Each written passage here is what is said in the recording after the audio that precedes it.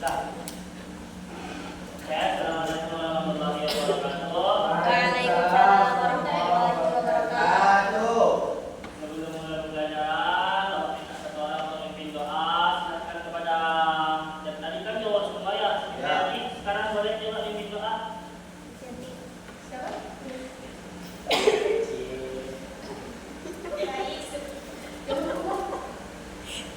Baik, sebelum kita mulai pelajaran kita pada hari ini, marilah kita membaca doa.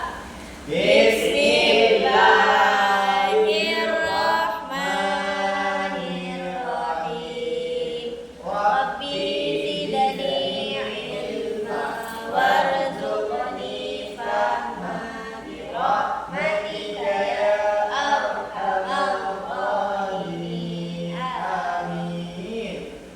Sebelumnya Bapak absen dulu.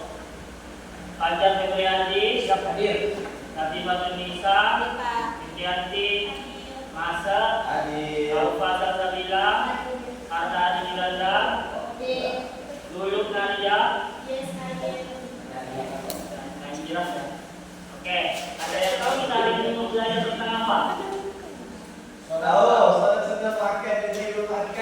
Iya, benar sekali Masa.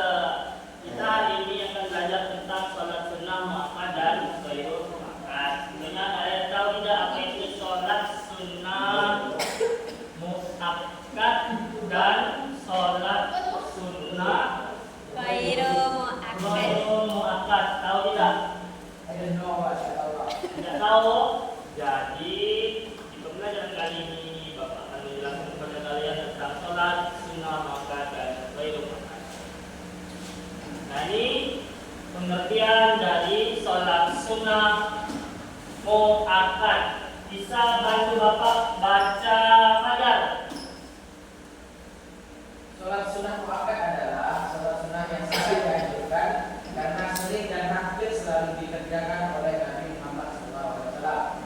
Meninggalkannya tidak berdosa, tetapi sangat disayangkan karena keutamanya sangat besar. Jadi sholat sunnah muakkad ini sangat dianjurkan karena oleh Nabi hampir selalu dikerjakan. Nah, muakkad itu artinya apa sih? Muakkad itu artinya sangat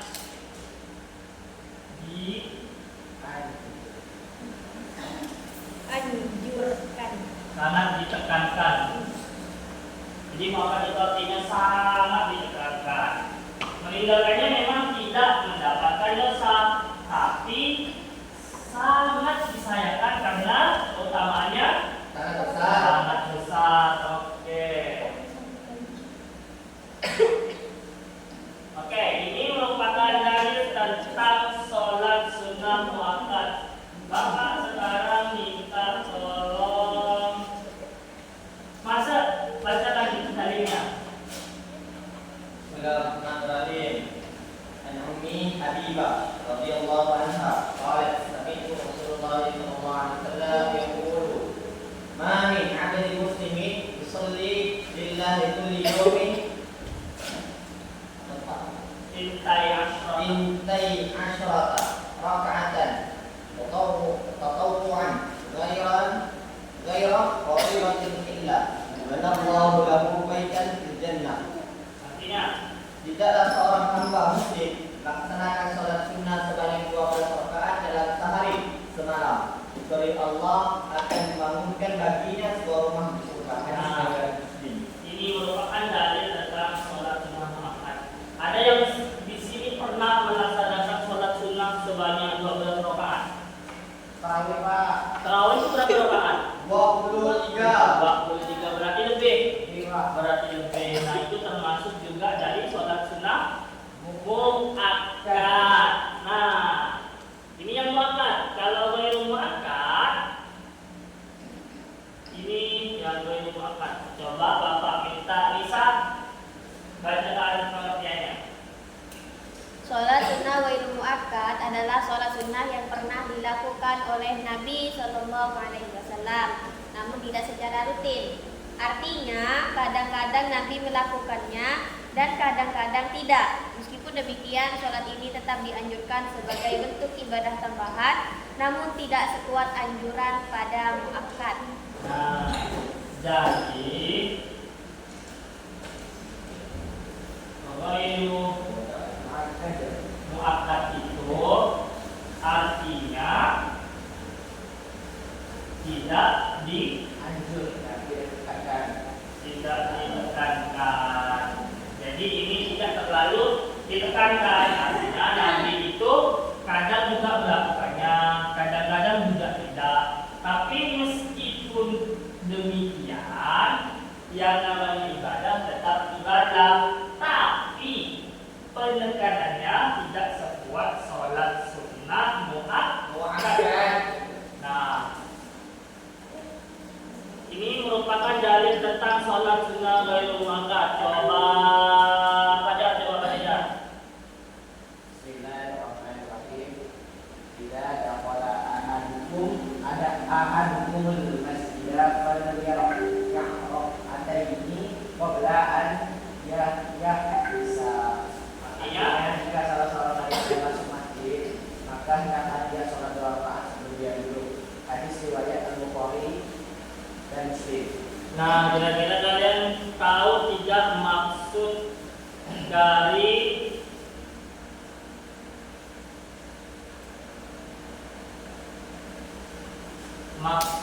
dari sholat 2 rakaat sebelum duduk ketika kita masuk masjid? Tahu tidak itu maksudnya sholat apa?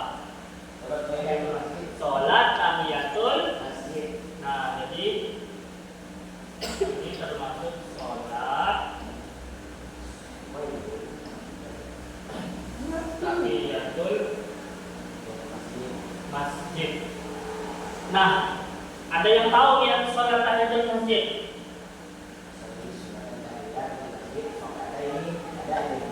Masya Allah, Fajar nampaknya terbiasa melaksanakan sholat sunnah tahiyatul masjid. Jadi ini yang termasuk sholat sunnah ghairu muakkad. Sekarang apa-apa saja contohnya? Nah ini beberapa contoh tentang sholat sunnah muakkad. Itu pertama ada sholat Tahajud. Waktunya kapan? Sepertiga malam. 1/3 Malam. malam. Ini sholat witir. Waktunya kapan? Malam. Malam. Biasanya ini dilaksanakan setelah Tahajud. Sholat setelah isya. isya. Berapa rakaat? Ada yang 1, ada yang 3. Ada yang 1, Tiga. ada yang 3 Ada yang 2. rakaat. Tidak ada 2 ya. Witir itu pasti kelipatan ganjil. Nah, kalau sholat Idul Fitri itu kapan? Ketika pagi. Habis puasa. Pagi. Idul Adha kapan? Pagi juga. Pagi juga. Nah, ini nih yang mungkin dari sebagian kita belum pernah melaksanakan sholat istisqa. Apa itu? Sholat isya hujan. Dan kita juga. Jadi kalau misalnya di anjuran dan cerita tentang, Tidak kan? misalnya di anjuran dan cerita tentang, maka harus melaksanakan sholat istisqa. Nah, ada yang tahu pelaksanaannya ini kapan? Sebagi khususnya Pelaksanaannya ini biasanya di Lapangan. tengah hari, di lapangan. Tak bisa di rumah, Pak. Tidak bisa, karena ini harus dilakukan secara berjamaah dan orangnya itu harus ramai. Jadi ada ketentuan-ketentuannya. Di situ seperti sholat Jumat juga ada kurbannya. Nanti kalau yang bawa kurbannya, kalau dia awalnya berangkat kurbannya ada di kanan, nanti harus dipindahkan ke kiri di pertengahan sholat. Ada kayak gitu. Nah, itu merupakan contoh sholat sunnah muakkad. Yang sholat sunnah ghairu muakkad, ini contohnya. Pertama ada sholat duha. Siapa di sini yang sering berdoa?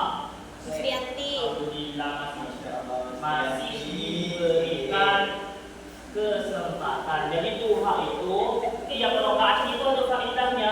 Ada yang 2 rakaat dicatat sebagai hamba Allah yang tidak lupa.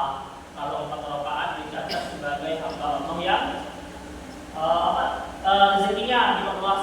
Kalau nanti sampai 12 rakaat puncaknya kan 12 rakaat dicatat sebagai apa? Akan dibangunkan rumah di surga, akan dibangunkan istana dong. Yang kedua ini sholat terakhir masjid kayak yang Fajar tadi bilang. Yang ketiga ini sholat tasbih. Ada yang tahu sholat tasbih? Nanti kita akan belajar lebih dalam lagi. Ada yang tahu sholat tasbih itu apa? Sholat tasbih itu merupakan salah satu sholat yang ini gue dulu angkat. Tapi Nabi itu pernah bilang minimal seumur hidup kita pernah melaksanakan sholat tasbih 1 kali minimal. Biasanya sholat tasbih ini dilakukan di bulan Ramadan biasanya. Bisa juga di sepertiga malam pulang tahajud. Minimal 1 kali seumur hidup. Yang keempat adalah sholat sunnah wudu. Nah, oke, nah itu. Jadi sekarang seperti yang Bapak bilang tadi, kita coba Bapak akan memberikan demonstrasi tentang sholat tasbih. Boleh perwakilan dari 1 orang aja yang di kelas ini yang bersedia menjadi relawan. Bisa Pak. Enggak, Pak. Bisa. Ya cowok lah Pak, masa yang cewek. Bawa tadi enggak? Bisa Pak aja Pak. Iya. Ya, bisa menyimak tuh. Enggak Pak. Boleh Pak, boleh Pak. Nah, jadi Apa? sekarang sholat tasbih ini ya. Bisa sendiri ya. Ini sih.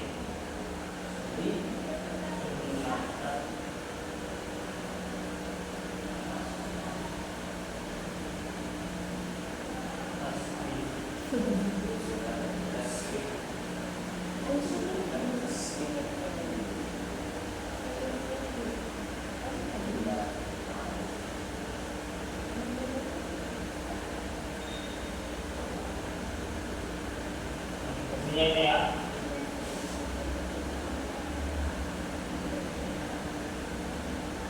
Nah, coba kita dibaca. Wali Salat dan tasbih lillah lillah.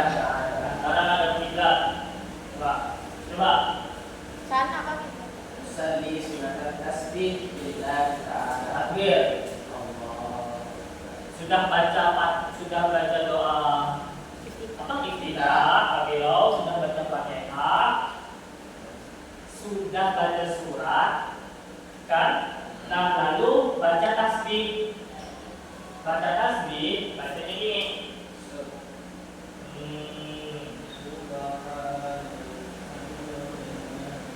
Tasbihnya itu Subhanallah walhamdulillah wa la ilaha illallah wallahu akbar wa la haula wa la quwata illa billah. Berapa kali? 3 kali. Siapa bilang? Saya. Nih. Sekali. Nah, jadi setelah membaca beberapa surat setelah Fatihah, baca tasbih. Walhamdulillah wa la ilaha illallah wallahu akbar. Berapa kali? 15 kali. Setelah itu baru ruku. Baca doa ruku. Tiga kali, jangan langsung diri. Setelah ruku kan suruhnya tasbih lagi. Berapa kali? 15 kali. Jadi setiap rukun setelah diselingi bacaan dari rukun itu ditambahkan bacaan tasbih sebanyak 15 kali. Makanya dia dibilang sholat tasbih. Nanti setelah sujud, misalnya sujud, enggak sujud kan?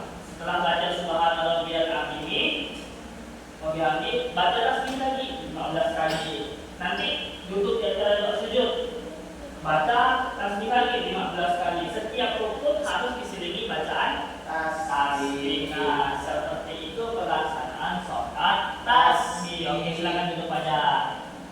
Oke, anak-anak, jadi itulah materi kita pada hari ini. Semoga dengan materi ini bisa menambah pengetahuan kalian